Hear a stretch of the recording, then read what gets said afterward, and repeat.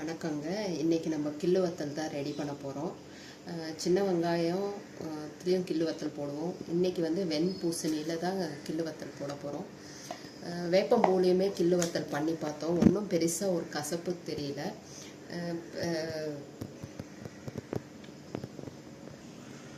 வெண்பூசணிக்கு வந்து plain taste தான்.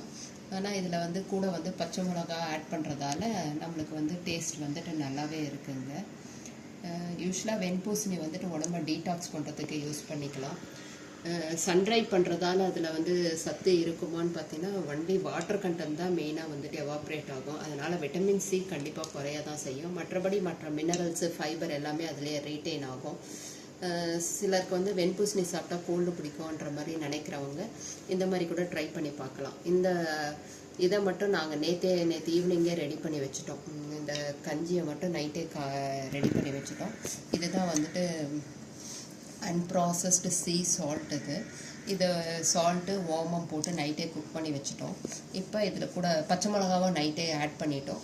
இப்போ இந்த வெண்பூசணியை மட்டும் ஆட் பண்ணிவிட்டு கிள்ளி வைப்போம். ஏன்னா நைட்டே இது ப்ரிப்பேர் பண்ணி வச்சாதான் காலையில் அது கையில் தான் கிள்ளி வைப்போம், அந்த ஹீட் இல்லாமல் இருக்கிறதுக்கு வேணுன்றவங்க வாங்கி ட்ரை பண்ணி பாருங்கள். நீங்களுமே முடியும்னா பண்ணி பார்த்துக்கலாம். இதில் யூஸ் பண்ண அரிசி பார்த்திங்கன்னா பாரம்பரிய அரிசியான மைசூர் மல்லின்ற அரிசி தான் யூஸ் பண்ணியிருக்கோம். நம்ம எந்த வத்தலுக்குமே ஜவ்வரிசி சேர்க்கறது கிடையாது. தேங்க்யூங்க.